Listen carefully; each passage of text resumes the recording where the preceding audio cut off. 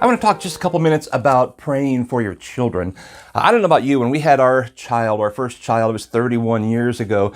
It was exciting and we were thrilled. We were so in love with this little baby.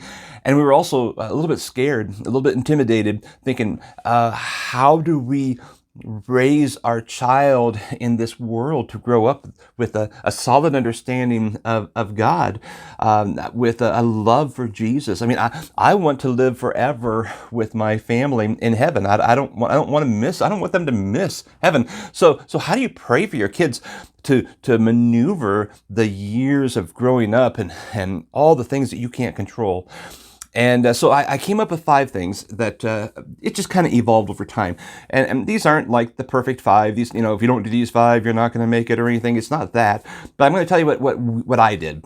And it may be helpful to you and it may not. Now, first of all, for me, I'm not the organized guy. I'm not the guy who has a journal that I can look back over 16 years and say, hey, I did this then and I prayed for that and God did that. I'm just not organized that way. I'm inconsistent. I'm a pastor, but I'm still inconsistent. I'll have a prayer time at 5 a.m. for a while, and I'm going to do this forever. And then, 2 months later, I am not. I'm too tired. So now I'm going to have prayer time at night. I'm just not consistent. So I needed to come up with a time with something that would trigger, hey, pray for my kids. Because I wasn't going to write it down. I wasn't, all the different things I tried. This is what worked for me. For me, in our family, I have a flexible enough schedule. I was able to take the children. We have 2 girls. I was able to take them to school every day. And so for me, it was every single day I dropped them off. So weekends I would something else would have to trigger it, and I often did pray on weekends. But I know I prayed 5 days a week for them. I would drop them off, and as I watched them walk into the school, that would be the trigger. I would start praying for them as I drove off and went to whatever I was doing. I would pray these 5 things for my kids. Year after year after year after year. Then when they, got their own cars and things were different, I had to be more intentional about it. But by then I'd been doing it for years, so it wasn't very difficult. So I would encourage you to find a trigger, whether it's, hey, when I cook supper, I'm praying. You don't have to have like an hour-long prayer session. It might be 30 seconds. It might be 2 minutes, but it's consistent, continual, year after year prayer that you're praying. So it could be while you're cooking dinner. It could be in the shower. Whatever works for you. When you're driving to work, when you're driving home, when you're at the grocery store, whatever it is you do regularly, make something your trigger that you will pray for your kids. Here are the 5 things I prayed for. And like I said, this is not a list. I didn't have it sitting on my car dash to say, okay, pray for those 5 things. It just seemed to be the 5 things that floated to the top over the years. 1, I would pray for protection for my children from the enemy. From Satan. We have Satan is a roaring lion looking for something to devour. I thought, not my kids. Nope, not my kids. So I would pray for protection for them against the enemy that would try to tempt them, try to infiltrate their mind, try to introduce them to friends that would pull them in different directions. All the things that we've dealt with through our lives, my children are going to deal with too. And so I prayed that they would just not hear the teaching that is ungodly, or at least would be able to filter through and say, have some red flag, nope, that's not from God. So they would be able to differentiate between what's man's teaching and God's wisdom, or God's teaching and truth. So that was part of the prayer, protection from the enemy. That's number 1. Number 2 was spiritual insight. I wanted them to know God. I'm going to do everything I can to teach them. I'm going to have them engaged in a church setting and the lessons, and we had devotions every night. We prayed together, things like that. It was part of our normal conversation at home, but I also prayed that they would have spiritual insight, that they would just know God, that they would see God at work in the world around them, that they would see the things of the world and the trappings of the world and be turned off to that. So it's a spiritual insight of what is happening around them, not just to become a sheep, being led to whatever, but to know, to be able to see and know what's going on, which ultimately will make them spiritual leaders probably, because not everybody has that ability. Number 3, I prayed for them to have wisdom in making decisions. I would like to give them a list of do's and don'ts and say, there, now just follow that, and that's how it's going to work. But it doesn't work that way. You know that. That's how you grew up. You there's times you just do your own thing. There's no one there to tell you. So I pray that they would have wisdom, that the Holy Spirit would be with them and around them and surrounding them, and enlighten them on choices, all the different choices they're gonna have in their life. Someone offers them chemical that's not healthy, that they would have the wisdom to say no. Someone tries to lure them down a path of ungodliness, they'd have the wisdom to say no. Financial decisions, whatever. I mean, that hits so much. The praying for wisdom for my children, and that they would ultimately have the desire to pray for wisdom on their own. So that's number 3.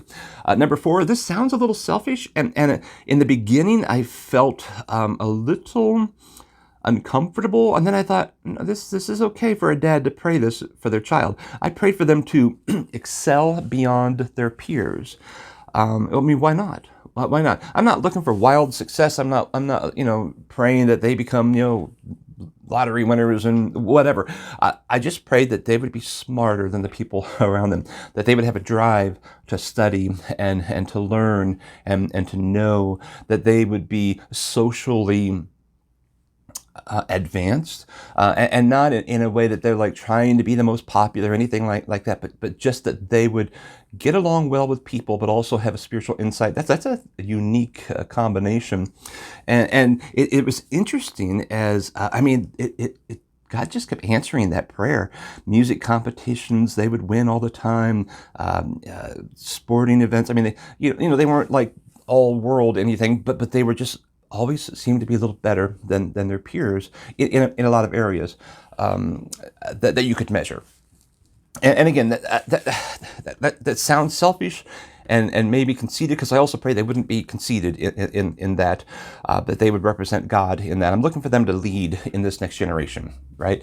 And so that's what that prayer was all about. And as it turns out, they're both in doctorate degrees doing medical type things. One's going to be a dentist and one's a CRNA. That anyway, I just think, wow.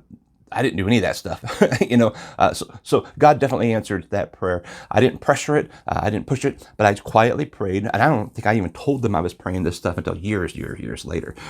But excel beyond their peers. And then here's an important thing too.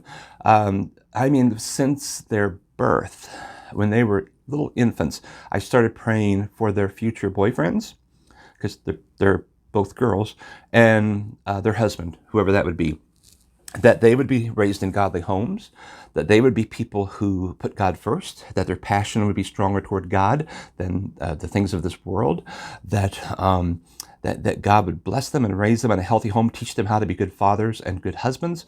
And again, what a crazy thing to, at the end of over 20 years of praying that, what a privilege it was for each of my daughters to walk them down the aisle and give them away to a young man who I literally have been praying for 2 decades. And I love my son-in-laws. Both of them are just outstanding, wonderful human beings. They love God. They're humans like we all are, but I truly believe God led them together in each case, and they're uniquely designed for one another. And I believe that happened because I've been praying that day after day after day after day for 20 however many years, depending on the child, when they got married. That's a key. Don't forget that. Anyway, those are the 5 things: protection from the enemy, spiritual insight, wisdom in making decisions, excel beyond their peers and their future boyfriends. In addition to that, my wife Cheryl and I, we prayed regularly, or I prayed, at least when I wasn't with her, I would pray this, that we would have wisdom in our parenting to guide in all these things. I can't say I had a master plan, but I just prayed for wisdom, and God allowed, as opportunity came, for us to teach them and to guide them in the ways of righteousness. And what a blessing. What a blessing. If there's anything I've done right in my life, it's that. You can do that. It doesn't cost anything. It doesn't take a lot of time. Literally can be a few seconds a day, or a couple minutes or 3. You don't have to make yourself into some, have to go into a closet, turn off the light and pray for 6 hours. Just pray. Do it consistently and regularly, and that's consistently, and you won't be sorry. I guarantee you won't be sorry.